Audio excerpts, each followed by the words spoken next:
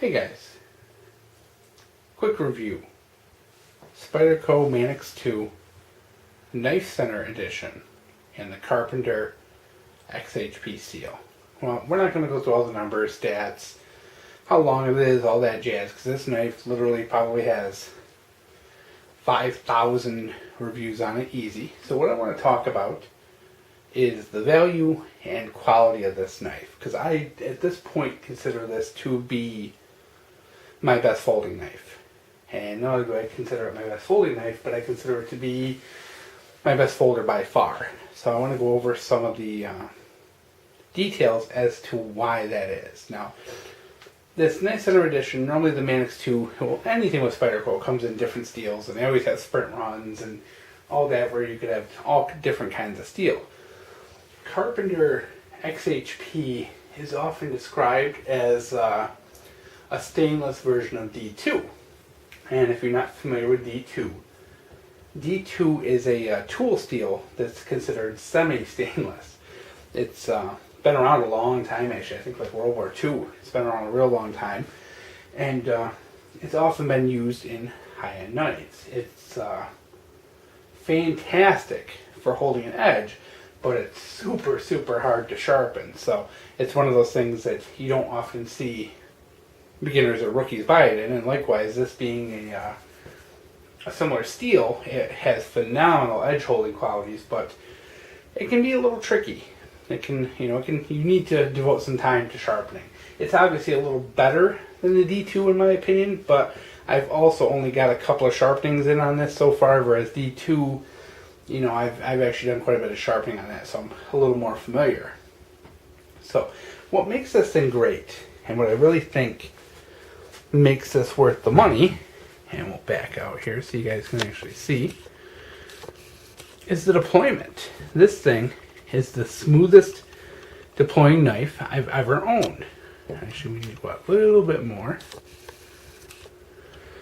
Now, this has this ball bearing lock here, so you can of course literally pull that back and snap that out, and when you release it, it also, like, the knife literally almost drops back into position. This thing just has very, very little friction. Once you release that lock, it just snaps, as you can tell. So, if you don't want to do that, of course, you can also open it via the spider hole. And, guys, I'm sitting at a chair with my arm kind of stretched out in front of me under a camera, and I can still flick this thing open with quite a bit of authority with my right hand as a left-handed guy. So I think that kind of goes to show you how smooth this thing is. Just absolutely smooth, and even when you get a bad pull on it, it still makes it. It makes it every time. So it's a great size for pocket carry. So number one, it makes a great EDC. It has that kind of spring clip to it, the wire clip I believe they call it. It's not bad, it's not great, it's not my favorite. I'll tell you, it's definitely not my favorite. I prefer the regular clip to it, actually, to be honest. But overall, this thing's very lightweight, it fits in the pocket very well. It's also a pretty decent sized blade, so it gives you a really good option for an EDC, for a regular, around the house, around the office use. But it also has a quick enough deployment where you can use it for a defensive weapon, and the texturing on this is very good. A lot of people always want, like, better handles on things, but man, Spyderco, these FRNs, that bidirectional, man, these things just have a lot of grip to them. I really think, for being their budget option, it's really good. I think it's one of the better handle scales on the market.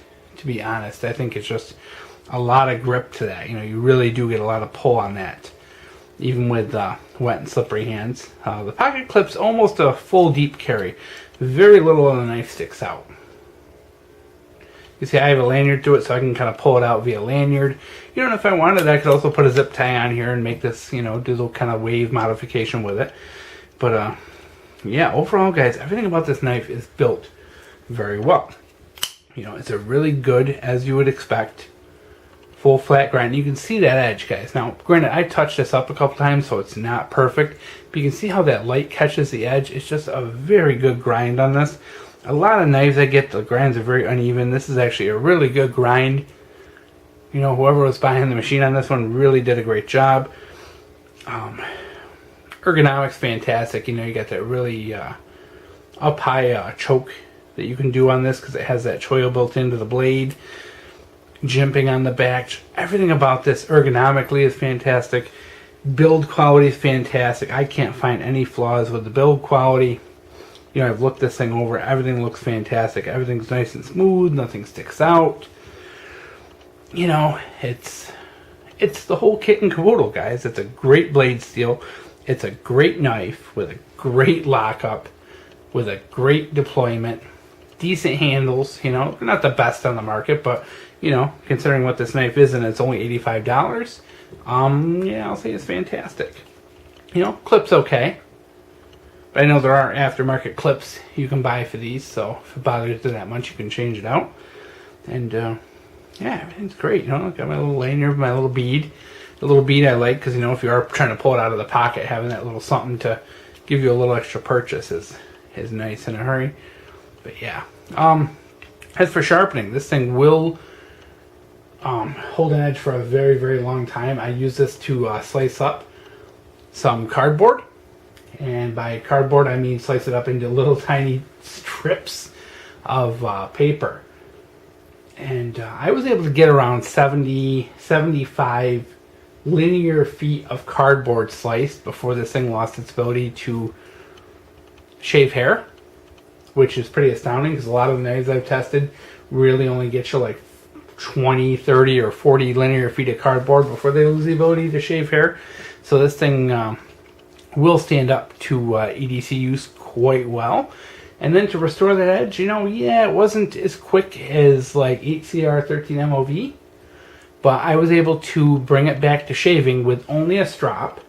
I used a strop loaded with compound, and then just a normal plain leather strop for the final. And I was able to bring it back to hair shaving sharp in, it probably took like 15 minutes, to be honest, 15, 20 minutes. It's not something, you know, like I said, if you get it down to that point, it's going to take some time to bring that edge back. It's a little slow. It's not, you know, like I said, it's not the worst on the market. It's not the best on the market as far as returning that edge. But you're going to have to put a little time in. So this is not a knife for someone who doesn't enjoy sharpening. I'll tell you that. So, but yeah, this is why I think this is the best investment under $100 because you really do get a very comfortable, multi-purpose knife. You can EDC, self-defense, you know, plus it's classy enough to be, you know, kind of a showpiece if that's your thing. Great deployment. Everything about it is great. And that price, $85, you absolutely cannot go wrong with this knife. And Knife Center, I think, really did us all. And look at that, I barely even, you know, they really did us a favor by putting this together. So I might even buy another Manix too, you know, in different steels, because I do like the model so much. So, but I do think owning, you know, I think 5 Spydercos I own now, this is my favorite one. I think this is the best design. I really like it, and I think if you're looking into a Spyderco, strongly consider this one.